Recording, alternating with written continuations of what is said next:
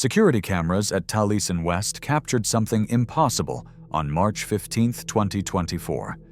Drafting tools moving across tables, blueprints unrolling themselves, pencils sketching architectural designs with no hand guiding them. The timestamp reads 3:47 a.m. The building was locked and empty.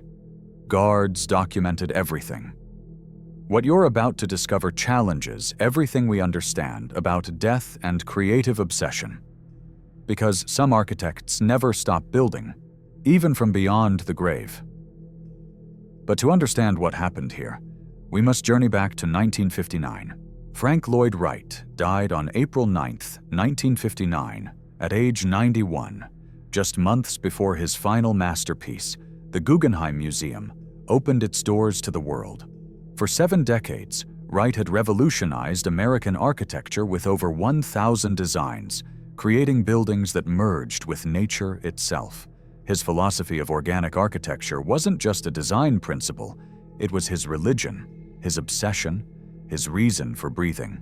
Taliesin West, Wright's winter home and architectural school in Scottsdale, Arizona, became his sanctuary in 1937. According to historical records, Wright personally designed every corner of this desert campus, positioning each stone, selecting each timber, calculating how sunlight would dance across his drafting tables at specific hours. Contemporary accounts reveal Wright spending 16-hour days sketching, revising, perfecting. His apprentices documented his relentless perfectionism. He would redraw designs dozens of times, seeking architectural harmony that existed only in his mind. The compound sprawled across 600 acres of Sonoran desert, its low-slung buildings constructed from desert rocks and redwood, seeming to grow organically from the ancient landscape. Wright's studio occupied the complex's heart, a drafting room with massive windows framing Camelback Mountain's dramatic silhouette. Here, surrounded by T-squares, triangles, and endless rolls of paper, the architect created his final works while training his devoted fellowship students. Wright's relationship with Taliesin West transcended typical architectural attachment. Following 2 devastating fires at his Wisconsin estate, Taliesin, which killed 7 people including his lover Mama Borthwick in 1914, Wright poured his soul into this Arizona sanctuary. Historically documented letters reveal Wright calling Taliesin West his true home, the place where his architectural vision achieved its purest expression. He told apprentices that his spirit belonged to these desert stones, that his creative energy had literally soaked into the building's foundation. The morning of April 9, 1959, Wright collapsed during breakfast, dying hours later in a Phoenix hospital. His final words, witnessed by apprentice John Rattenberry, were documented. "I shall be the greatest architect of all time." But death, it seems, couldn't stop his creative compulsion.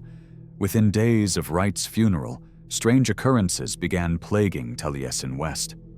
The drafting studio became spiritually significant for an unsettling reason. Wright had left dozens of projects unfinished. His desk contained partial sketches, incomplete calculations, architectural problems solved only in his brilliant mind. According to fellowship records from May 1959, apprentices discovered fresh pencil marks on drawings that had been locked away. Tools appeared in different positions each morning. The building itself seemed restless, as if mourning its creator. The desert landscape surrounding Taliesin West amplified its otherworldly atmosphere. At night, shadows stretched across angular walls, creating geometric patterns Wright himself might have designed. The constant wind whistled through carefully positioned openings, producing sounds uncannily similar to Wright's habit of humming while he worked. Former students reported feeling an overwhelming creative energy in the drafting room, a presence that demanded architectural excellence, that wouldn't rest until every design achieved perfection. What began as whispered rumors among Wright's fellowship evolved into documented supernatural phenomena spanning 65 years. Because Frank Lloyd Wright's death marked not an ending, but a transformation. His creative obsession proved stronger than mortality itself, binding his spirit to the drafting tables where he'd achieved architectural immortality. Night security guard Marcus Chen had worked at Taliesin West for 3 years without incident. On March 15, 2024, at 3:47 a.m., his routine patrol revealed something that would challenge his understanding of reality. According to Marcus Chen, security supervisor, "I entered the drafting studio for my standard check. Every light was off. Then I heard it, the unmistakable sound of pencil on paper, that scratching, deliberate sound. I hit the lights, and a mechanical pencil was rolling across a blueprint, still moving." Chen immediately activated his body camera, capturing what happened next. A T-square slid across the drafting table with purposeful precision, aligning itself with invisible measurements. Rolls of tracing paper unfurled simultaneously, their edges curling upward as if invisible hands were examining them. The room's temperature plummeted from 72 to 48 degrees in 90 seconds. Chen's breath became visible fog. "The pencil started moving again," Chen testified in his official report. "Drawing actual lines, architectural lines, perfectly straight, connecting at exact angles. I've never studied architecture, but even I could see these weren't random marks. Something was designing." Chen's footage, now archived at Taliesin West, shows 6 minutes of paranormal activity. Drafting tools organize themselves into Wright's preferred arrangement, documented in historical photographs from the 1950s. Compass points adjust repeatedly, as if measuring invisible curves. Most chilling, a pencil sketches a small geometric pattern in the blueprint's corner, Wright's personal signature symbol from his later years. The activity ceased at 3:53 a.m. exactly. Chen conducted a complete building search, confirming every door remained locked, every window secured. No one had entered or exited. Yet blueprints across 5 different tables bore fresh pencil marks, all architectural additions to Wright's existing designs, all executed in his distinctive hand. The phenomenon began 2 weeks after Wright's death, when apprentice Elizabeth Gordon entered the drafting studio on May 23, 1959. According to Elizabeth Gordon, Wright Fellowship member, "I came to retrieve my portfolio at dawn. The studio should have been empty, dark. Instead, the desk lamp at Mr. Wright's personal table was lit. His favorite mechanical pencil, a rapidograph he'd used for 40 years, was standing upright in the pencil holder. I'd personally placed it horizontally in his desk drawer the day he died." Gordon noticed something else. Wright's final, unfinished design for an Arizona resort lay spread across his table. Fresh calculations covered the margins, complex geometric formulas in Wright's unmistakable handwriting. "I'd seen that blueprint the previous evening," Gordon documented in her journal, now preserved in Taliesin's archives. "The margins were blank, absolutely blank. Now they contained at least 30 new notations, solving structural problems we'd discussed with Mr. Wright days before his death." Terrified, Gordon summoned fellow apprentice William Wesley Wonderful, who arrived within minutes. According to William Wesley Peters, senior Wright apprentice and fellowship leader, "Elizabeth showed me the calculations. I'd worked with Frank for 23 years. I knew his handwriting like my own. These notes were unmistakably his. The calculations solved a cantilevering problem we'd debated for months. The solution was brilliant, revolutionary, and absolutely beyond Elizabeth's knowledge or mine." Over the following weeks, supernatural activity intensified. Apprentices arriving at sunrise repeatedly discovered fresh architectural drawings on Wright's table.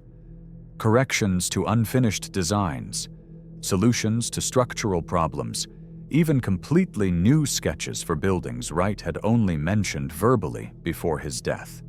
Tools moved during the night, reorganizing themselves into patterns Wright had preferred. His favorite chair was found warm to the touch on cool desert mornings, positioned exactly as Wright had sat while working. Most compelling, the phantom sounds. According to documented testimony from 12 different fellowship members between 1959 and 1962, nighttime visitors to the studio heard distinctive sounds: the scraping of a drafting triangle across paper, the soft humming melody Wright habitually made while concentrating, the creak of his leather chair. Night watchman Robert Mosher recorded in security logs from August 1959. Heard someone working in studio at 2 a.m. Investigated immediately. Studio empty but warm. Strong smell of Wright's pipe tobacco, though no one smoked in the building since his death. Blueprint on main table appeared recently handled, still warm when I touched it. By 1963, Wright's widow Olgivana recognized an undeniable pattern. The supernatural activity wasn't random haunting, it was purposeful architectural work. According to Olgivana Lloyd Wright, in a 1965 interview with Architectural Digest, Frank left 37 projects unfinished when he died. 37 architectural problems that existed only in his mind. What we witnessed, what continues to this day, is his spirit completing that work. Architecture wasn't his profession, it was his soul. The Frank Lloyd Wright Foundation began documenting every paranormal incident, creating an official log that now spans 6 decades. The evidence revealed shocking consistency. Supernatural activity intensified whenever apprentices struggled with design problems Wright would have solved easily. Fresh sketches appeared, addressing specific architectural challenges. Tools arranged themselves to demonstrate geometric principles Wright had taught. Architectural historian Sarah Mitchell analyzed the phantom drawings in her 2018 study, Wright's Posthumous Practice. According to Dr. Sarah Mitchell, Arizona State University Architectural Studies. Professor, I examined 47 drawings attributed to Wright's supernatural activity between 1959 and 2017. Every single one demonstrates his distinctive design philosophy: organic architecture, geometric harmony, natural integration. These aren't random marks. They're sophisticated architectural solutions executed at Wright's professional caliber.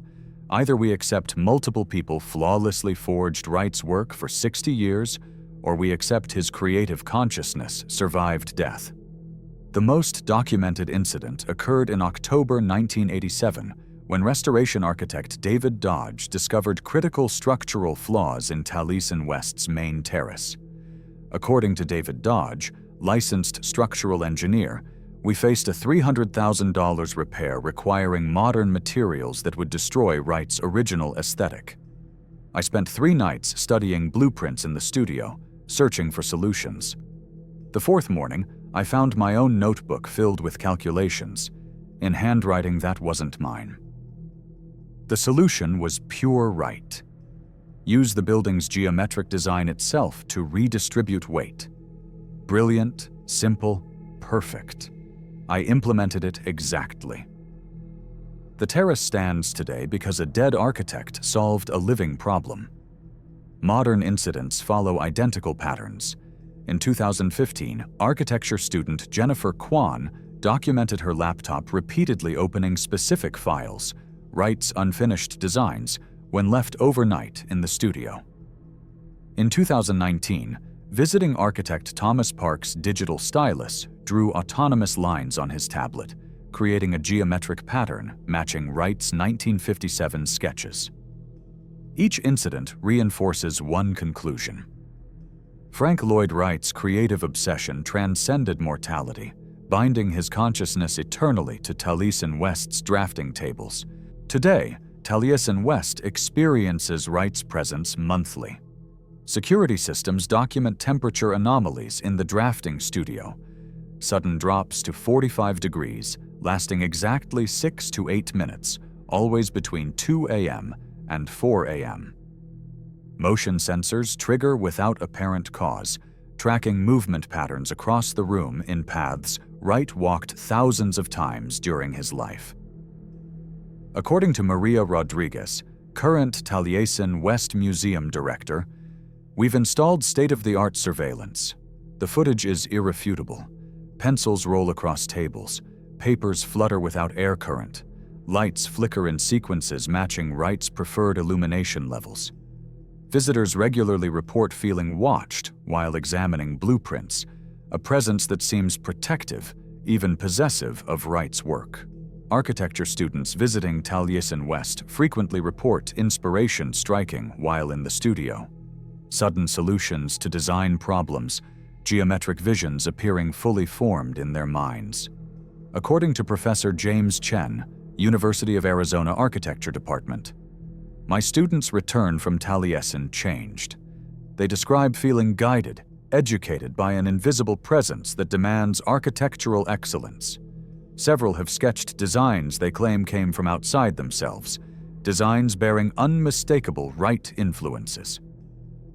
The phenomenon continues, undiminished by time, suggesting Wright's creative spirit remains eternally bound to his beloved desert sanctuary. Frank Lloyd Wright once declared architecture was life itself, not merely buildings, but humanity's soul made visible. Perhaps death cannot stop a soul that merged completely with its creative purpose. What haunts Taliesin West isn't tragedy or violence, but pure artistic obsession transcending mortality. Can creative genius survive beyond flesh? Wright's midnight sketches suggest yes. Subscribe and share your thoughts. When passion consumes your entire existence, does it survive death itself?